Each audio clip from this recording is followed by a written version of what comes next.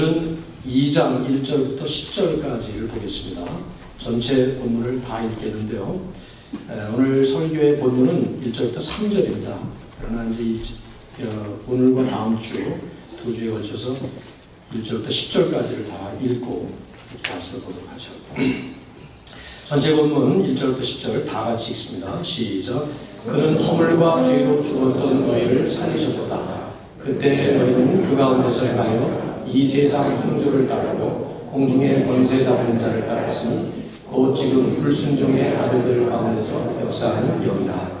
전에는 우리도 다 그 가운데서 우리 육체의 욕심을 따라 지내며 육체와 마음에 원하는 것을 하여 다른 이들과 같이 본질상 진노의 자녀이었더니 긍휼이 풍성하신 하나님이 우리를 사랑하신 그 큰 사랑을 인하여 허물로 죽은 우리를 그리스도와 함께 살리셨고 너희는 은혜로 구원을 받은 것이라.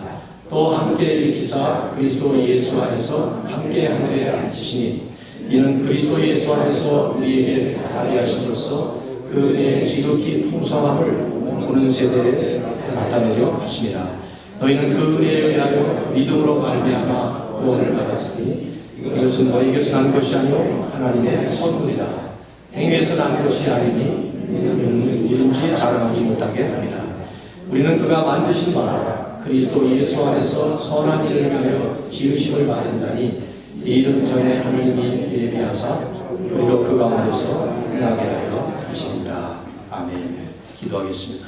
하나님, 에베소라는 한 지역에 모여있는 성도들에게 이 귀한 말씀을 주셨지만 저들이 그 지역에 국한되지 아니하고 온 세상 모든 만물을 다스리시는 예수 그리스도를 바라보면서 주님께서 다스리시는 우주적 교회론을 이 말씀 속에 주신 것을 저희들이 오늘도 또 묵상합니다. 필라델피아 지역에 우리를 세우시고 또 우리로 하여금 이곳부터 시작해서 땅끝까지 복음을 증거하는 귀한 사명을 맡기신 하나님의 그 섭리를 생각하면서 저희들도 이 말씀을 우리에게 주시는 말씀으로 받아 온 세상을 다스리시는 그리스도 앞에 순종하며 예수 그리스도의 주되심과 통치자이심을 선포하는 시간 되도록 인도해 주시옵소서.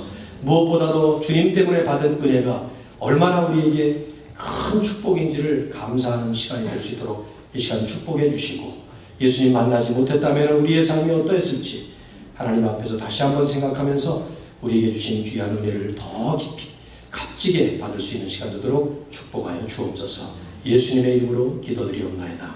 아멘. 2007년 12월 3일자 타임지는 카버스토리 표제 기사로 What makes us good and evil? 무엇이 인간을 선하고 악하게 만드는가 하는 표제를 제목의 이슈를 다뤘는데요. 부제를 붙이기를 인간은 이 지구상에서 가장 고상한 피조물이면서 동시에 가장 야만적인 피조물이다. 그런 부제를 붙였습니다. 그리고는 그 커버에 표제 그림에 사람의 두뇌를 크게 그려놓고 그 한쪽에다가는 평생 비폭력 저항주의로 인도를 이끌어갔던 인도의 성자라고 불리는 간디의 사진을 붙이고 또 뇌 한쪽에는 600만 명의 유대인들을 무자비하게 학살을 했던 독일의 독재자 아돌프 히틀러를 그려놓았습니다. 한 인간 속에 간디 같은 성인의 요소가 있는가 하면 히틀러 같은 악인의 요소가 함께 공존한다 하는 뜻을 표현하려고 했던 것이죠. 인간은 어떤 존재인가? 우리가 성경을 보면 성경도 그 타임지의 표제 커버 스토리처럼 두 가지 정반대되는 대조적인 그림을 다 그려주고 있습니다. 인간이 어떤 존재냐에 대해서 성경이 대답하는 것을 그림으로 본다면 한쪽은 아주 소망이 없는 어둡고 그리고 악하고 추하고 그래서 절망적인 그림을 보여줍니다. 그러나 반면에 또 한편에서 보여주는 인간에 대한 모습은 아주 선하고 아름다운 소망 있고 영광스러운 그림을 보여줍니다. 둘 다 성경이 보여주고 있는 인간의 초상화예요. 아름다운 모습과 추한 모습, 선한 모습과 악한 모습, 이 둘을 성경은 동시에 다 보여줍니다. 그런데 그것을 우리가 면밀히 검토해 보면 하나는 예수 그리스도를 알지 못했을 때, 그래서 아직 하나님을 만나지 못했을 때 생명의 주인이신 하나님을 아직 모를 때의 절망적 인생의 모습이고, 또 하나는 그리스도를 만난 다음에, 그래서 하나님의 은혜와 하나님의 사랑을 체험한 이후에 변화된 인생의 축복스럽고 영광스러운 모습이죠. 거기에 예수 그리스도라고 하는 분기점이 있어요. 그리스도를 중심으로 해서 주님을 만나기 전에 인생의 모습과 주님을 만난 이후의 인생의 모습이 전혀 다른 정반대의 그림이란 말이죠. 오늘 우리가 보는 에베소 2장 1절부터 10절까지 이 본문이 이 두 그림을 아주 적나라하게 잘 보여주고 있습니다. 1절에서 3절은 구원받기 전의 인생의 처절한 절망적 상황이에요. 그러나 4절부터 10절까지는 구원받은 이후에, 예수님 만난 이후, 하나님을 만난 이후에 변화된 인생의 아름다운 축복을 아주 잘 그려주고 있습니다. 사도 바울의 초점은 그 후반부에 있는 거죠. 에베소서의 5번, 에베소서 전체 6장 가운데서 5번 반복되는 전에는, 이제는 이런 표현이 나옵니다. 그 중에 첫 번째로 나오는 것이 오늘 본문의 이 내용이에요. 예수님을 만나기 전에, 그 다음에 예수님을 만난 이후, 주님을 분기점으로 해서 인생의 모습이 달라진다는 것이죠. 핵심은 그리스도를 만난 이후에 변화된 삶의 축복을 강조하고 싶은 것입니다. 그러나 그 축복을 제대로 보기 위해서 바울은 그리스도를 만나기 이전의 그 인생의 아주 절망적인 이런 모습을 우리에게 짧지만 선명하게 그려줍니다.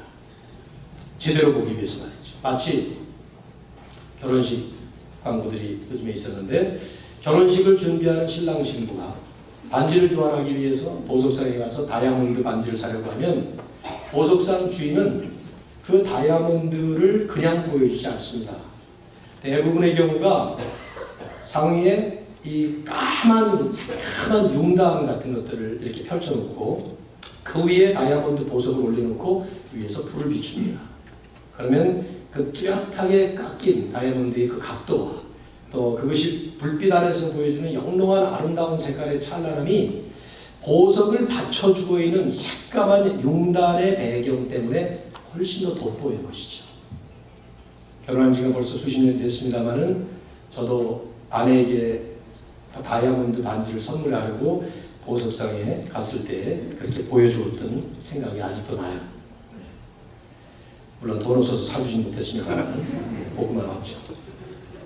오늘 이 본문이 그런 거예요.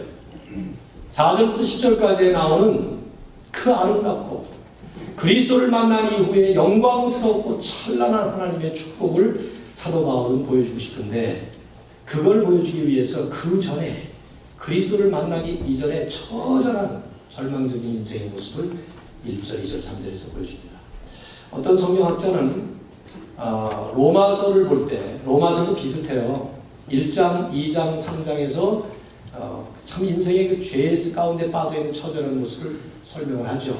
그리고 난 다음에 점점 이제 로마서 안에서 하나님께서 우리에게 주신 축복을 설명을 하는데, 그 로마서 1장, 2장, 3장에 유대인도 죄인이요, 이방인도 죄인이요, 모든 인간은 다 죄인이다 하는 그 universal sin, 모든 우주적인 죄에 대한 모습을 요 석절 속에 함축적으로 다 담았다, 이렇게 말을 합니다. 저는 그게 분명히 사실인 것 같아요. 우리가 오늘 이 본문 1절부터 3절까지만 보려고 합니다. 마치 설교가 중간에 끊어진 듯한 인상이 있을 거예요. 왜냐하면 그 다음도 연결이 돼야 되는데 좀 자세히 보고 싶어서 둘로 나눴어요. 오늘 설교의 제목은 그리스도 밖의 인생, 그 절망적 상황입니다. 다음 주 설교의 제목이 뭐일 것 같아요? 예상해 보세요. 비슷한 문구로 그리스도 안의 인생, 그 풍성한 축복이에요. 제가 제목을 둘 다 정해놓고 참 잘 졌다 생각했습니다. 혼자 감탄했어요.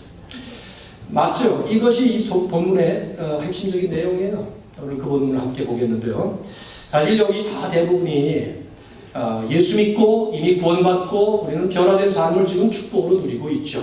혹시 이 가운데 아직 예수님 알지 못하시는 분이 계시다면 제가 하는 설교 때문에 기분이 나쁘시거나 오펜드 되지 마시고, 성경이 말씀하고 있는 적나라한 그 표현 그리고 분명한 사실에 대해서 오히려 겸손한 마음으로 마음을 여시면 여러분에게도 하나님의 축복이 분명히 임하시는 시간이 될 수 있을 겁니다. 아마 대부분의 성도님들은 이미 예수님 만나신 거라고 생각하지만 저는 몰라요. 사실은요. 제 아버님은 50년 넘도록 교회를 다니셨는데 구원을 못 받고 계시다가 마지막에 받으셨으니까 저는 그것 때문에 늘 교회 안에 그러는 분들이 계실 거라는 생각을 합니다. 그래서 그런 분들에 대해서 리스펙트를 가지고 하나님의 성령이 언제든지 그분의 마음에 찾아오시고 문을 여셔서 복음의 축복을 받으시기를 늘 마음으로 기대하면서 설교를 합니다. 오늘도 그런 은혜가 우리에게 함께 나눠졌으면 합니다. 자, 그리스도 밖에 있는 인생의 절망적 상황이 어떤 모습입니까? 한마디로 말하면 죽었다. 그렇게 말하고 있습니다. 1절, 그는 허물과 죄로 죽었던 너희를 살리셨다. 이 번역은 참 한국말 번역 가운데 미흡한 번역이에요. 잘못 번역한 건 아니지만 이렇게 번역하면 본문이 얘기하고자 하는 핵심을 다 그려버립니다. 1절 안에는 그는이란 말은 1장 23절에 나오는 예수님을 받는 것이죠. 그리스도는 그 말이에요. 허물과 죄로 죽었던 너희를 살리셨도다 이렇게 나오는데 주어인 그는과 서술어인 살리셨도다라는 말을 빼버려야 돼요. 그게 없어요. 원문에 말이 없단 말이죠. NIV 성경도 그런 식으로 번역을 했는데 그건 잘못 번역한 거예요. 그냥 ESV 같은 성경이 번역한 것처럼 You were dead, 죽었다. In trespasses and sins 이렇게 번역하는 것이 원문을 그대로 번역하는 거예요. 그렇게 번역했어야 돼요. 왜냐하면 살리셨다는 말은 5절에 가서야 나옵니다. 아직은 살리신 게 아니죠. 1절, 2절, 3절에서는.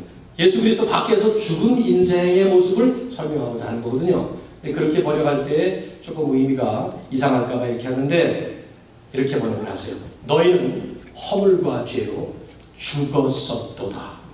과거나 과거 완료형이에요. 핵심은 그겁니다. 그리스도를 만나기 전, 예수님을 아직 알기 전, 그래서 하나님을 알기 전, 예수님 밖에서 살던 그런 인생은 한마디로 말해서 죽은 인생이다 하는 것이 포인트예요. 여기서 죽었다라는 이 표현, 사실 죽음이라는 말은 어느 누구도 듣고 싶어하는 말이 아니에요. 단어 자체가 싫습니다. 죽음 하는 그 말은. 근데 이것은 은유적인 혹은 비유적인 혹은 상징적인 표현이 아니에요. 이것은 사실적인 표현입니다.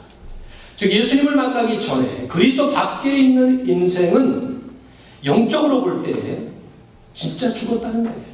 영적인 상태가 죽었다는 것입니다. 바울은 4장 18절에 가면 이것을 오히려 더 확실하게 말하죠. 하나님의 생명에서 떠나 있도다. Separated from the life of God 이런 말을 써요. 하나님의 생명, 생명의 주인이 하나님이시죠. 생명의 주인이신 하나님, 참 생명의 주인이신 하나님, 영원한 생명의 주인이신 하나님, 그 살아계신 하나님과 떨어져 있는 그런 인생은 한마디로 말해서 영적으로 죽은 인생입니다. 인생이라고 말할 수 있죠. 사람 인자, 날생자 그 자체가 삶이 있다는 뜻인데 죽은 것이라 말이죠. 어떻게 죽은 것인가? 허물과 죄로 죽었었도다. 이 허물과 죄로 죽었다 하는 말보다는 허물과 죄 안에 죽었다 하는 말이 맞는 말입니다. 허물과 죄라는 말은 한 가지 내용을 좀 강조하기 위해서 다양한 표현으로 말한 것 같아요. 굳이 이것을 구별해서 설명을 해본다면 허물이라는 말은 ESV 영어 성경에서 번역한 것처럼 좀 투박한 영어 단어지만 trespass라는 말, 명사라는 말이죠. trespass라는 말은 우리가 많이 보는 단어예요. 지나다니 보면은 프라이버시를 존중하는 사람들이 자기 집 거기다가 바운더리를 썩 해놓고 no trespassing 이렇게 써놨죠. 그 뜻이 뭡니까? 넘어가지 말라는 뜻이에요. 그죠? 바운더리를 넘어가는 것을 trespassing이라고 해요. 이 단어가 그 뜻이에요. 사실은요. 하나님이 세우신 바운더리를 넘어가는, 하나님께서 정하신 그 길이 아닌 길로 가버리는 죄의 적극적이고 능동적인 양상을 강조하는 그런 단어예요. 이 단어가. 죄라고 표현된 말은 헬라의 하마르티아라는 말인데 이 말은 또 다른 뜻입니다. 이 말은 표적을 맞추지 못했다 그 말이에요. 관역이 이렇게 있는데 관역을 제대로 못 맞춰서 빗나가는 것이죠. 어떤 면에서 보면 수준에 못 미쳤다 그 말이에요. 거기까지 못 가고 떨어졌다 그런 뜻인데 하나님이 정하신 그 기준에 못 미치는 죄의 수동적인 면을 강조하는 표현이에요. 바울이 이 두 단어를 쓰면서 그런 세부적인 차이를 구별했는지는 확실치 않지만 둘을 합해서 바울이 분명하게 강조하는 것이 있습니다. 그것은 이런 죄 속에 깊이 빠져 있는 그리스도를 알지 못했을 때 그리스도 밖에서 살고 있는 그 인생은 결국 죄 속에 깊이 빠져 있는 그런 영적인 상태, 그런 처절함, 그런 심각성을 묘사하기 위해서 두 단어를 쓴 것 같아요. 죄 때문에 하나님과는 관계가 없는 그 죄에 빠져 있는 절망적인 인생의 상태를 보여주는 것이죠. 죽었다 하는 것입니다. 어떤 특정한 부류를 가리키는 건 아닙니다. 또 타락한 특별한 어떤 사회를 가리키는 건 아닙니다. 이 말씀은 바울은 1, 2, 3절에서 모든 인간, 모든 사회, 모든 시대와 인류 전체를 통틀어서 이 말씀을 하고 있는 거예요. 로마서 1장, 2장, 3장처럼 유대인, 이방인, 전 인류 이렇게 표현까지는 안 했지만 본문을 가만히 보시면 주어를 1인칭, 2인칭, 3인칭을 다 쓰고 있어요. 여기 1절과 2절은 너희는 그렇게 표현하고 있고 3절에 가시면 우리는 표현하고 있고 그 다음에 다른 이들은 하면서 그들은 표현하고 있습니다. 물론 에베소서에는 너희는 할 때는 에베소 교회 안에 있는 이방인 출신의 그리스도인들을 지칭하는 때가 많고 우리는 할 때는 유대인 출신의 그리스도인들을 지칭할 때가 많아요. 이제 11절 이하에는 그 뜻입니다. 사실은요. 유대인과 이방인 출신을 다시 합친다는 이런 뜻으로 하니까만. 그러나 여기는 그 뜻이 아니에요. 여기서 너희는 하는 말은 에베소 교회 교인들을 얘기합니다. 우리는 그때는 바울을 포함한 이 말을 하고 있는 나도 예외가 아니다 그 뜻이고 그 다음에 다른 이들 그럴 때는 우리 둘 에베소 교회와 우리를 포함한 우리를 제외한 모든 사람들 전체를 다 포함하는 얘기예요. 그러니까 모두가 다 하나님 없이 살게 되면 그리스도 밖에서 사는 인생은 누구를 막론하고 다 영적으로 죽은 상태다 그런 뜻이죠. 이 말씀을 더 진전하기 전에 우리가 좀 한번 생각하고 지나가야 되는 것은 하나님 없이 살고 있는 세상, 그리스도를 인정하지 않고 있는 그런 세상에 대해서 성경이 진단하고 있는 그 표현이에요. 죽었다 하는 것입니다. 그러나 여러분 이게 실감이 납니까? 어때요 여러분? 우리가 살고 있는 이 세상을 보면 얼마나 생동적입니까? 얼마나 활발해요. 뭐 힘이 넘치다 못해 펄펄 뛰는 느낌 들지 않습니까? 활발하다 못해 어떨 때는 이거 뭐 따라가기조차 숨가 없어서 따라갈 수 없을 만큼 얼마나 왕성한 활동들이 펼쳐지고 있나요? 그런데 성경은 그리스도가 안 계시면 그리스도 안에 있지 않으면 하나님을 인정하지 않으면 죽은 것이다 이렇게 말하고 있습니다. 참 예수를 알지 못하는 불신 세상을 향해 너무 혐오스러운 표현일 수 있어요. 살아있는 사람을 보고 죽었다 하는 말 같으니까. 높아심에서 나누는 것입니다마는 이것은 결코 예수 믿고 새롭게 본어게인 새로운 삶을 얻은 우리들이 어떤 영적인 그 엘리트 의식을 가지라는 말씀을 준 말씀은 아니에요. 결코 아닙니다. 우리도 다 똑같이 죽은 상태에서 살아나는 것밖에 없는데 여러분 병원에 죽을 병에 걸려서 들어갔다가 수술이라든지 하여튼 회복이 돼서 다시 나올 때 어떤 느낌이 드나요? 병원에서 나오시는 환자들이 거기 죽어있는 시체들을 바라보면서 너희들은 뭐 다 죽었지 나는 살았다 뭐 이러면서 잘난 척하는 회복된 환자 봤습니까? 회복돼서 나오는 사람은 하나같이 공통점은 내가 이렇게 드디어 회복돼서 퇴원을 해서 나가는구나 이 생각을 하고 나가는 거죠. 그런 심정으로 가질지언정 이 말은 무시하라는 말이 아니에요. 어떤 잘못된 영적인 엘리티즘을 가지라는 말씀이 결코 아닙니다. 다음 주에 말씀을 좀 한번 어떻게 나눠보려고 그러는데요. 어쨌든 이런 죽은 상태에 있는 이렇게 표현하는 이 그리스도 밖에 있는 인생, 하나님 알지 못하는 인생의 세 가지 양상을 보여주죠. 그것이 2절과 3절의 말씀입니다. 자, 2절 보십시오. 그때 너희는, 그때라는 말은 예수님 알지 못하던 때, 너희는이라는 말은 에베소 교회 교인들에게 하는 말이에요. 바울이 그때 너희는 그 가운데서는 그 위에는 허물과 죄 가운데서 그 말이죠. 행하여 이 세상 풍조를 따랐다. 이 세상 풍조를 따랐다. 첫 번째 특징은 이 세상의 풍조를 따라가며 살고 있는 인생입니다. 그게 죽은 인생의 특징이라 이 말이에요. 여기서 이 세상이라는 말은 하나님을 인정하지 않는 세상을 말합니다. 하나님의 뜻과 반대로 가고 있는 세상을 얘기해요. 그러므로 이 세상 풍조라는 말, 영어에 보면 The ways of this world 이런 표현을 썼어요. 이 세상이 가고 있는 길, 그런 말인데, 세상의 사고방식, 세상의 가치관, 세상의 어떤 생활방식, 흔히들 말하는 세속주의라고 할까요? 그런 것으로 가고 있는 그런 모습이죠.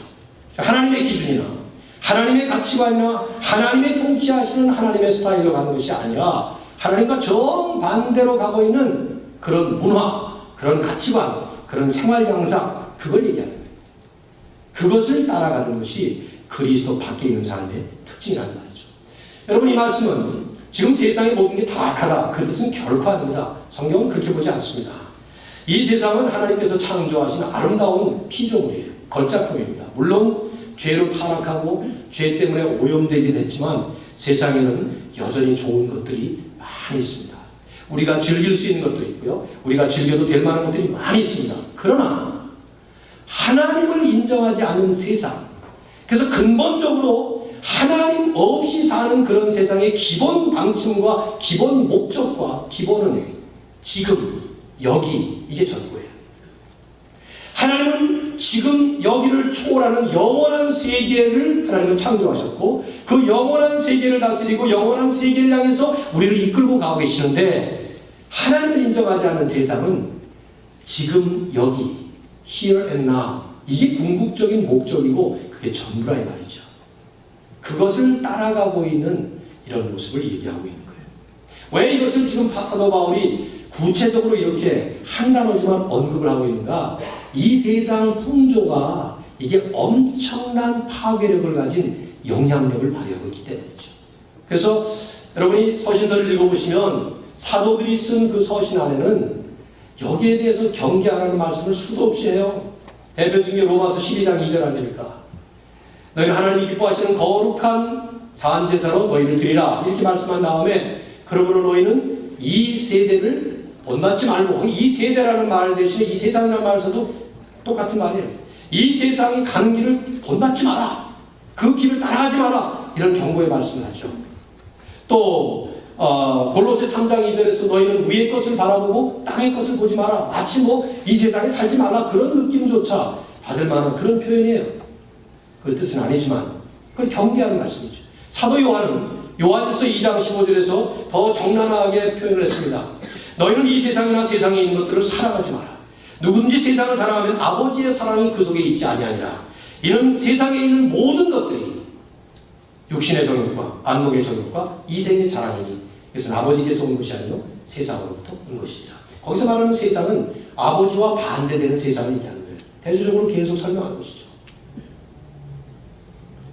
결국 우리는 예수 믿기 전에, 하나님을 알기 전에, 그리고 지금도 하나님을 알지 못하는 그 세상의 특징 중에 하나가 세상 풍조, 이 세상을 따라가고 있다는 것을 오늘 이 말씀 속에서 보게 되는 것이죠. 여기에 우리는 우리 장로님도 기도 속에 간절한 마음으로 그런 표현을 하신 것 같은데, 지금 우리 주변에 돌아가고 있는 이 세대의 변화, 문화, 혹은 많은 풍조들에 대해서 얼마나 우리가 뛰어난 분별력을 가지고 판단하면서 따라가지 말아야 될 것과 받을 수 있는 것, 버려야 될 것과 잡을 수 있는 것, 이걸 구별해야 되는지 몰라요.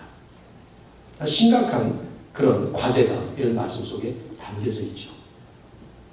두 번째 특징은 이걸 좀 더 분석하는 그런 특징이에요. 그건 뭡니까? 사탄의 종노릇하던 인생이었습니다. 2절 보십시오. 공중의 권세 잡은 자를 따랐으니, 여기 따랐다는 표현을 두 번 쓰고 있는데요. 우선은 세상 풍조를 따르고 또 공중의 권세 잡은 자를 따랐다. 저는 이 말씀이 연결된 거라고 생각해요. 그때 너희는 그 가운데서, 즉 죄와 허물 가운데서 행하면서 먼저는 세상 풍조를 따르는데, 그 세상 풍조를 따르게 되는 데는 그 안에 핵심 인물이 있기 때문에, 그게 누구냐면 공중의 권세 잡은 자예요. 그 공중의 권세 잡은 자가 세상 풍조를 이끌어가면서 그걸 끌어가고 있다, 그런 뜻이죠. 여러분, 공중의 권세 잡은 자가 누굽니까? 여기서 정확하게 설명을 안 해요. 사도 바울은 답답할 만큼 여기 이 정체가 누구인지를 얘기 안 하다가 6장에 가서 설명을 합니다. 이 공중이라는 말은 영어에 보면 그냥 air라고 표현되어 있어요. 공기라는 뜻인데 공기는 보이지 않잖아. 우연치 않습니까? 뭐 보이지 않죠, 실제로는요. 그런데 마치 그것처럼 보이지 않은 어떤 세상, 그걸 표현하는 것 같아요. 그래서 6장에 가시면은 6장 11절에 어둠의 세상 주관자는 말의 표현이 나와요. 그 어둠의 세상, the world of darkness, 그 어둠의 세상, 뭐 대낮에 햇빛이 비치고 안 비치고 그 뜻이 아니라 영적으로 볼 때 어둠의 세상인데, 이 어둠의 세상을 잡고 있는, 공중의 권세를 잡고 있는 자가 있다는 말이죠. 룰러라는 표현을 썼어요. 이것이 누구냐? 6장에 가보시면 이것을 마귀라고 아주 분명하게 이름을 붙여서 설명을 합니다. 마귀라는 말과 devil, 영어로, 또 사탄이라는 말은 같은 말이에요. 이건 한 존재입니다. 단수죠. 한 존재예요. 이 마귀가 휘두르는 악령들의 세계가 있습니다. 이건 복수입니다. 보면은 악한 영들, evil spirits 하고 복수가 나오는데, 그때 가서 이제 좀 설명을 자세히 하겠습니다만, 여기서 우리 공중의 권세 잡은 자, 이 정체에 대해서 잠깐 말씀을 나눠야 될 것 같아요. 왜냐하면 1장 우리가 지난주에 봤던 22절, 3절 여기 말씀 보면 하나님께서 예수 그리스도 안에서 능력을 발휘하셔서 우선은 부활시키심으로 인해서 능력을 발휘하셨고, 부활하신 예수님을 하늘에 올라가게 하시고 모든 세상을 다스리실 수 있도록 하나님의 보좌 우편에 앉아 계시면서 통치자로 세우시는 일을 하셨습니다. 그러니까 지금 예수님은 모든 만물이 그의 발 앞에 복종하게 하시고, 무릎을 꿇어서 복종하게 하시고 만물 위에 교회의 머리로 삼으셨어요. 그래서 예수님을 가리키기를 바울은 분명하게 만물 안에서 만물을 충만하게 하시는 분이다, 이런 표현을 썼어요. 이 모든 만물을 충만히 채우시고 계시는 분이 예수 그리스도시다. 즉 만물이 다 주님의 것이다. 주님께 속했다. 그러니 이 만물은, 온 세상 우주 만물은 주님의 통치권 안에 있는 것이죠. 그런데 오늘 본문에 공중의 권세 잡은 자라는 표현은 또 다른 종류의 힘이 존재하고 있다는 거예요. 그리고 그가 6장에 가면은 마귀다 한 얘기를 하는 것이죠. 오늘 본문을 보면 곧 지금 불순종의 아들들 가운데서 역사하는 영이다. 그가 어떤 역사를 하고 있느냐? 불순종의 아들들 가운데서 지금 역사하고 있다, 이 말이죠. 불순종의 아들들, 하나님을 믿지 않는 불신앙과 순종하지 않는 불순종은 동의어입니다. 즉 하나님 안 믿고 말씀에 순종하지 않고 하나님 식대로 살지 않는 그런 모든 세상 사람들, 그들 가운데 사탄은 강력하게 역사하고 있다는 것이죠. 이게 우리가 이제 좀 잠깐 시간을 들여서 살펴봐야 될 부분인데요. 현대 교회, 우리가 지금 믿고 있는 현대 사회에서의 현대 교회의 성향은 이 사단의 인격적 존재나 이 사단의 아주 강력한 파괴적인 영향력에 대해서 믿지 않으려고 하는 경향이 너무합니다. 양극단으로 나눠지는 것 같아요. 아예 존재를 불신하든지, 아니면 지나치게 혹은 그릇된 모습으로 믿든지, 이 두 양상으로 나눠지는데 한쪽은 과학의 영향을 갖고 한쪽은 이단 종류의 영향이라는 생각이 들어요. C.S. 루이스가 스크루테이프 레터즈라고 하는 책 속에서 마귀에 대한 두 오류를 그렇게 분석을 했어요. 현대교회에서 C.S. 루이스는 지난 세기의 사람인데 비슷하게 맞는 것 같아요. 첫째는 그 존재 자체를 불신하는 거죠. 마귀 그런 게 어디 있어? 귀신 그런 게 어디 있어? 성경은 분명히 있거든요. 그런가 하면 정반대로 건강하지 못한 관심이나 호기심이나, 그래서 온갖 종류의 억측을 통해서 성경적이지 않은 그림을 또 그려내는 거예요. 이 이단 살리가 만들어내는 거예요. 영화라든지 소설이라든지 이런 거 보면은 온통 그런 식의 개념들인데 사실은 상당히 많은 게 다 엉터리들이에요. 성경이 보여주는 것과 달라요. 우리 성경을 읽어보면은 정말 답답할 정도로 이 마귀, 악령들의 존재에 대해서 너무 제한적으로만 설명을 하고 있어요. 이걸 아예 확실하게 좀 폭로해 주셨으면 좋았을 텐데 하는 생각이 든단 말이죠. 이것은 아마 하나님께서 그렇게까지 다 알 필요가 없었든지, 아니면 그렇게까지 다 안으로 인해서 더 우리에게 손해가 되든지 너무 많이 하는 것이 손해가 그래서 아마 그렇게 제안하신 것 같은데 어쨌든 성경이 소개하는 마귀의 정체에 대한 두 가지는 우리가 분명히 정리할 필요가 있어요. 첫째는 사단은 분명한 인격적 존재입니다. 개념이나 이상한데요. 우리가 하나님을 얘기할 때 하나님은 영이십니다. 눈에 보여요? 안 보여요? 안 보이죠. 그러나 하나님은 분명히 살아계시는 인격적 존재십니다. 분명히 살아계시는 분이십니다. 마귀도 똑같은 영적, 인격적 존재라. 그래서 바울은 에베소 6장에 가면은 우리의 씨름은 이 마귀에 대한 싸움이다. 우리가 살아가는 모든 삶에서 일어나는 많은 전투적인 그런 모습들은 궁극적으로 마귀와의 싸움이다 하는 말을 하고요. 이 마귀의 간교한 괴계를 대적하기 위한 방법은 우리 힘으로 안 된다. 하나님의 전신갑주밖에 없다. 그런 얘기를 하죠. 마귀의 존재에 대한 분명한 리얼리티, 현실을 말씀하고 있는 거예요. 두 번째는 이 사탄은 지금 하나님과 그리고 우리들 믿는 사람들과 아주 치열한 영적 전쟁 중이라는 것이죠. 복음서를 읽어보면 약간 좀 의아스러운 부분들이 많이 나와요. 거기 귀신들이 많이 나옵니다. 근데 그놈의 귀신들이 다 어디 간 거예요 지금? 여러분 답이 있습니까? 복음서에 보면 예수님 가는 데마다 귀신들이 나타났어요. 전부 다. 그리고 귀신 쫓는 것이 거의 대부분의 이적이었어요. 사도들도 초대교회에서 그 귀신들을 많이 쫓았죠. 그 귀신들이 다 어디 갔어요? 그때 전부 다 제압이 돼가지고 전부 사라졌습니까? 아닙니다. 사도들이 쓴 서신들을 보면 여전히 왕성하게 활동을 하고 있어요. 많은 학자들은 그런 말들을 하죠. 사단은 하나님만큼이나 능력이 뛰어나서 그 시대 그 현장에 가장 합당한 모습으로 간교하게 보이지 않게 그렇게 활동하고 있을 거라는 거예요. 저는 그렇게 믿어요. 욥기를 읽어보면 하나님이 신비한 섭리를 펼치시면서 우리가 보는데요. 특별히 마귀와의 관계 속에서 그렇습니다. 예수님께서 십자가에서 이 사단의 모든 권세를 제압하시고 사망 권세를 눌러버리시고 이겨버리시고 완전한 승리를 거두셨다면 그리고 구원하셨다면 사단과 악령들의 그 존재들이 전부 다 지금 사실은 죽다시피 했어야 되는데 아직도 왕성하게 있다. 이게 무슨 뜻이냐? 하나님의 섭리 때문에.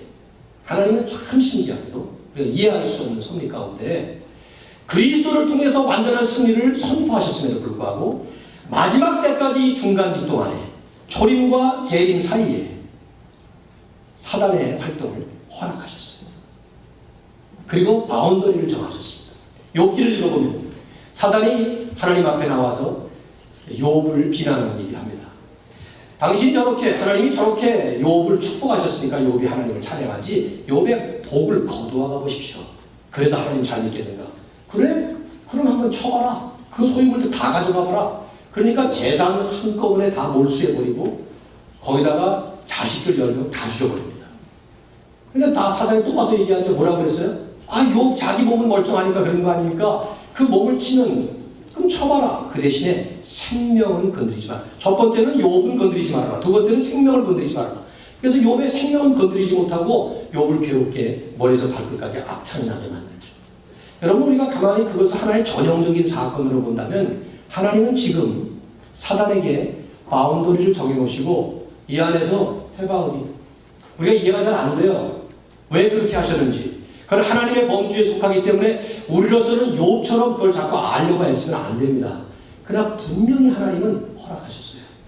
그리고 이제 마지막 때에 하나님께서 이걸 제압하시려고 지금 준비 중에 계셨다고 볼 수 있는 거죠. 우리가 해야 될 일은 이 사단의 존재, 영적 존재에 대한 현실적인 분명한 인식이에요. 그리고 이 영적 싸움에 대한 인식입니다. 이걸 지금 여기서 바울은 얘기하고 있는 것이죠. 예수 알지 못하는 세상은 그렇다는 거예요. 게다가 마지막 세 번째로 보면은 죄의 본능에 맡겨서 살던 인생이었습니다. 3절을 보세요.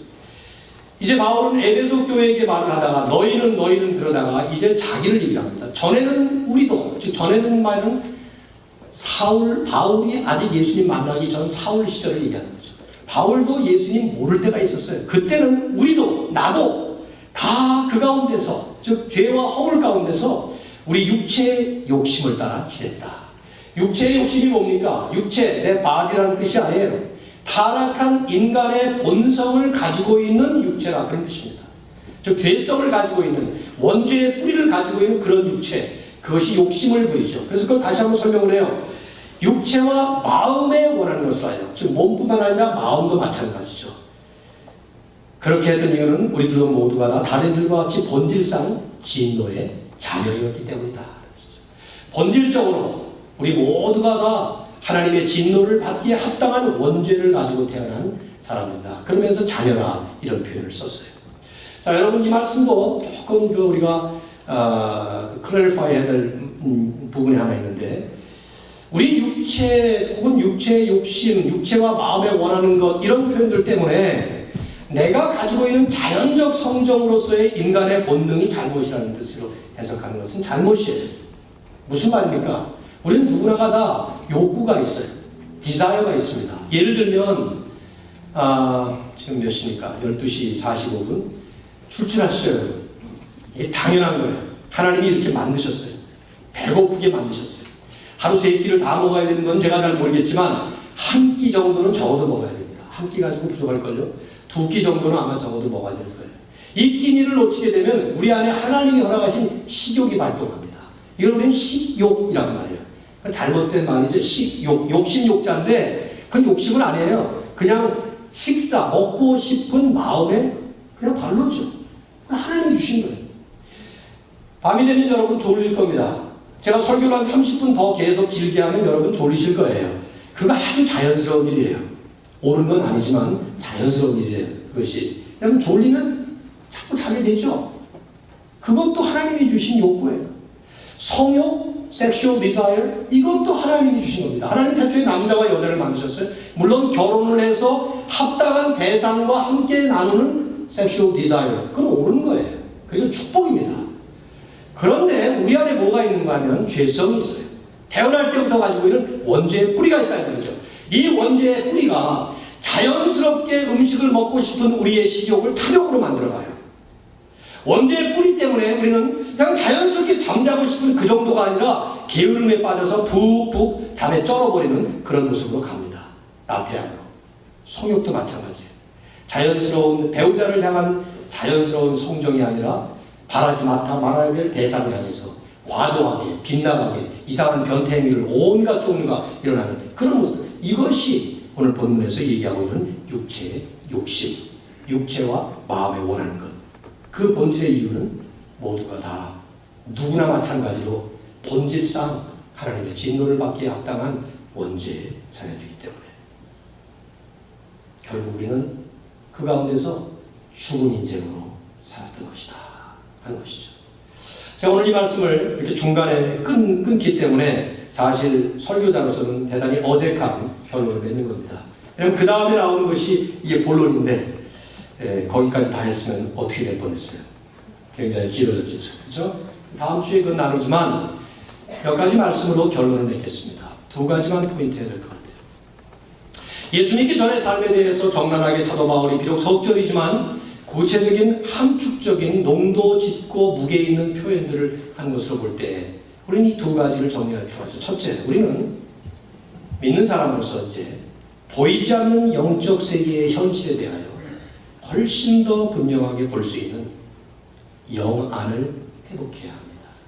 우리의 영안, spiritual insight를 회복해야 합니다. 오늘 본문은 우리 눈에는 보이지 않는, 심지어는요 잘 느끼지도 못할 부분을 우리에게 아주 적나라하게 보여준 거예요. 여러분, 제가 솔직하게 여러분에게 질문해 볼게요. 여러분이 예수 믿기 전에 그때 시절이 있었죠? 저도 있었습니다. 모태신앙이라고는 하지만 세상에 모태신앙이라는 건 없어요. 그런 건 없습니다. 왜냐하면 모친의 태에서부터 믿음을 가지고 태어나는 사람, 특별한 사람 아니면 없습니다. 세례 요한 같은 사람 태 안에 있을 때부터 성령 충만한 이런 표현이 나와 있으니까 가능할지 모르지만 대부분의 경우는 태어나서 지성이 키워지고 의지가 생기면서 예수 그리스도를 인격적으로 만나는 그때가 있죠. 그게 자연스럽게 오랜 세월 속에서 이루어지는 사람이 있는가 하면 급진적으로 순간적으로 단회적으로 이런 사람이 있는 그 차이뿐이에요. 반드시 있습니다.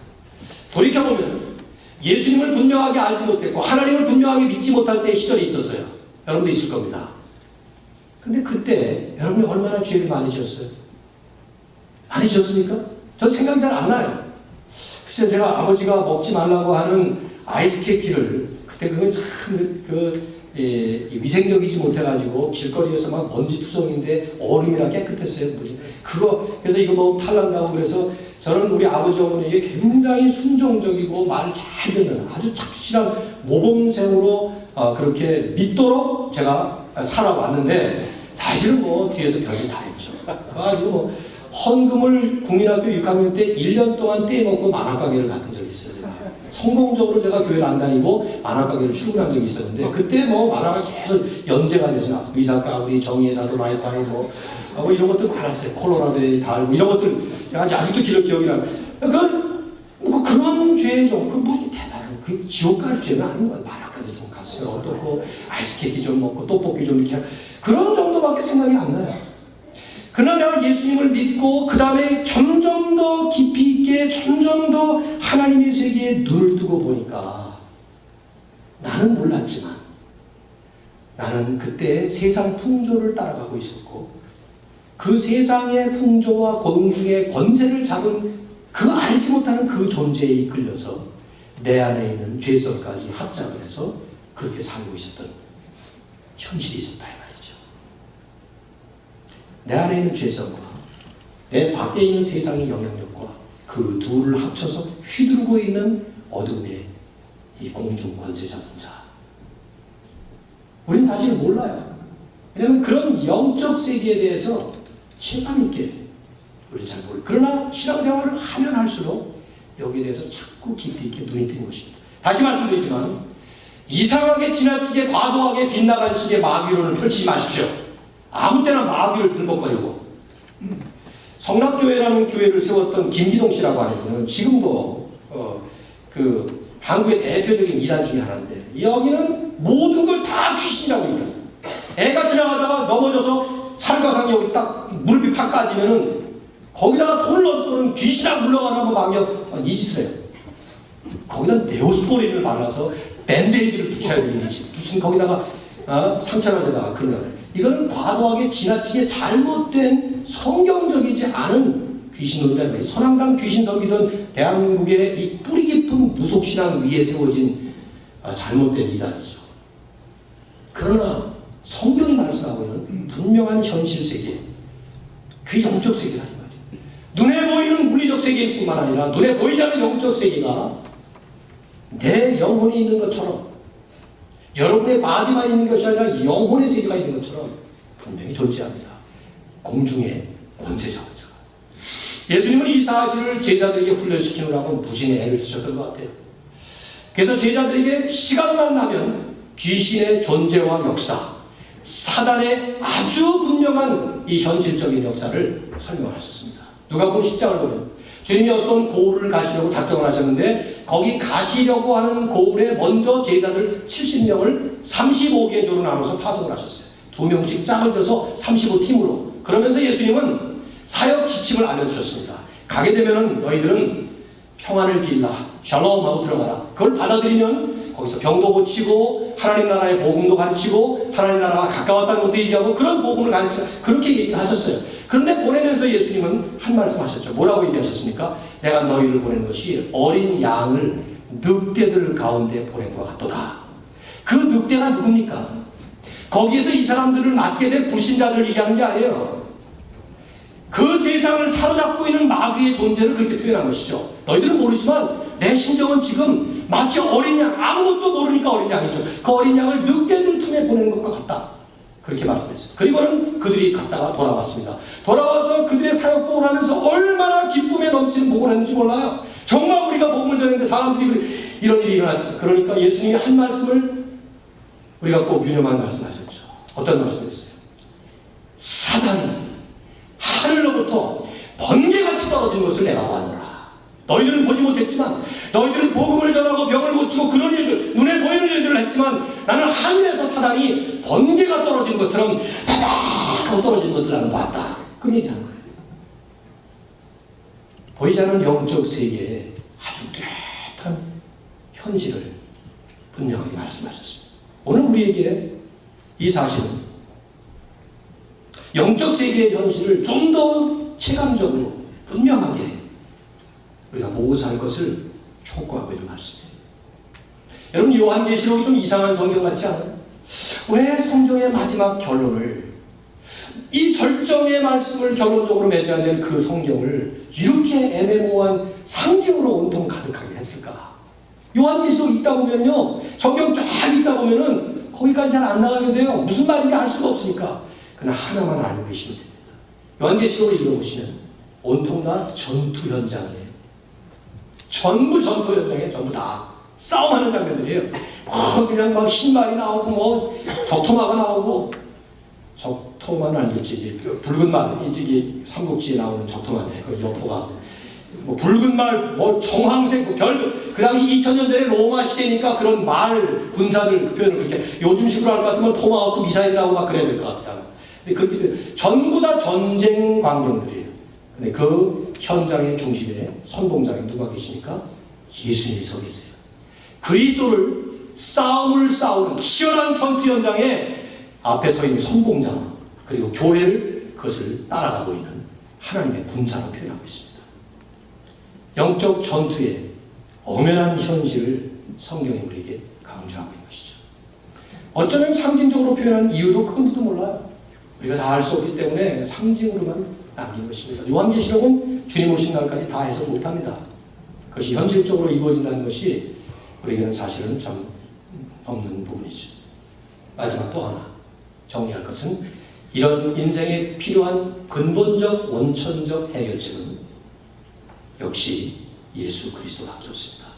그리스도를 알지 못했기 때문에 그 인생은 죽은 인생이에요. 세상 풍조를 따르고 그 세상 풍조를 휘어잡고 있는 공중의 권세자들을 따라가면서 자신 안에 내재해 있는 죄성조차 알지 못하고 합세해서 가고 있는 그런 세상. 죽었어요. 성경은 분명히 You were dead. 죽었다. 지금 현재 그러고 있다면 You are dead. 지금 현재 죽어있다. 그 뜻입니다. 그런 죽은 세상에, 죽어있는 인생 아닌 인생에 필요한 것은 참 생명이신, 부활이요 생명으로 오신 예수 그리스도밖에 없어요. 그리스도를 통해서 거듭나는 역사부터 이루어져야만이 그 다음에 다른 것들이 거기에 있을 수 있는 것이고 뭐 도움이 되는 것들이죠. 저는 혹시 지금 이 3부 예배 시간에 예배를 드리고 계시는 우리 교우님들 가운데 아직 예수님을 여러분의 개인적인 구세주와 주님으로 만나지 못한 분이 계시다면, 저는 여러분에게 어떤 급격한 사건이나 획기적인 일을 겪었느냐를 묻는 것이 아닙니다. 여러분이 살아오시는 과정 속에, 지금 교회를 이렇게 성실하게 잘 나오시고 있는 그 과정 속에 그 예수 그리스도가 여러분의 구세주와 주님으로 분명히 여러분의 삶을 주관하고 계시고, 하나님이 여러분의 분명히 살아계신 하나님으로, 실제로 존재하시는 하나님으로 분명히 믿는 일이 한 번도 일어난 일이 없다고 하면, 죄송한 표현이지만 성경의 표현대로 여러분은 죽은 모습입니다. 아직 주님 못 만나셨다. 최우선 가장 중요한 것은 주님 만나 예수님 통해서 생명을 얻는 일이에요. 아멘. 이게 없으면 여러분 생각해 보십시오. 시체의 얼굴을 화장하면 뭐합니까? 죽은 시체에 화려한 옷을 입힌들 무슨 소용이 있습니까? 생명부터 살려야 하는 것 아니겠습니까? 그런데 이 세상은 생명이 없는 가운데 있으면서도, 죽은 시체와 같은 현상에 있으면서도 온갖 다른 밴드에이드를 붙이고 다른 처방책을 찾아서 몸부림을 치고 처절한 애를 쓰고 있는 것을 보고 있잖아요. 우스꽝스러운 소설 하나가 있어요. 모비딕, 유명한 소설 아니에요? 고리 잡는 소설. 헤르만 멀빌이라고 하는 소설가가 또 다른 화이트 재킷이라고 하는 소설을 썼는데, 그 소설에 보면 한 선원이 배 안에서 심각한 위장병에 걸립니다. 근데 그 배 안에는 커티스 박사라고 하는 의사가 있었어요. 근데 이분이 그걸 보고 나서 맹장염이다 진단을 내립니다. 그리고는 선원들이 다 보는 가운데서 수술을 시작합니다. 기가 막힌 솜씨로, 날렵한 솜씨로 뛰어난 의술을 가지고 막 해부를 하고 그러면서 둘러보고 있는 사람들에게 설명까지 해요. 해부하기 어떻고 이것이 어떻고 막 상세하게 설명을 해요. 그 주변에 보고 있는 선원들이 다 어이가 없었어요. 어안이 벙벙했습니다. 수술을 다 끝마쳤습니다. 너무 어이없이 선원들이 쳐다봅니다. 그 사람은 죽은 지 이미 오래됐던 사람이었거든요. 근데 이 사람은 자기 의술에 도취가 되어서 그 배를 째고 맹장을 잘라내고 꼬매기를 하고 그러면서 설명까지 하면서 신나게 막 떠들고 있지만 이미 죽은 지 오래된 시체를 놓고 그렇게 하고 있었던 것이죠. 죽은 사람에게는 생명을 주는 것이 최우선이고 가장 중요한 일. 오늘 교회가 세상을 바라보면서 나는 구원받았구나, 나는 하나님의 택한 백성이구나, 하나님께서 내게는 축복을 주셨구나, 그런 잘못된 빗나간 영적 엘리티즘에 빠지라고 이번 말씀을 준 것 아닙니다. 세상을 무시하라고 준 것 아닙니다. 오히려 죽을 뻔하다가 살아나서 회복되어 나오는, 병원에 들어갔다가 나오는 환자처럼 사실 하나님께 얼마나 감사한가, 감사감격하면서 저 아직도 죽어가고 있는 그런 세상을 향해 긍휼의 마음을 가지고 나아가라고 이 말씀을 우리에게 주신 것이죠. 여러 번 말씀드렸지만 이게 결론이 아니기 때문에 여기서 끊지만 우리는 그 다음에 말씀을 보면서 우리에게 안겨주신 복음의 소망, 그리고 우리에게 맡겨주신 이 복음의 사명, 축복과 사명이 동시에 주어지는 거예요. 기도와 전도와 선교를 통해서 세상을 향해 달려갈 수 있는, 그래서 거치장을 가지고 해결책인 줄로 착각하고 있는 세상을 향해 진정 생명을 다시 얻게 만들어주는 일에 쓰임받는 이런 교회, 이런 성도들이 되기를 우리 주 예수 그리스도의 이름으로 축원합니다. 제가 기도하고 축도하고 마치겠습니다.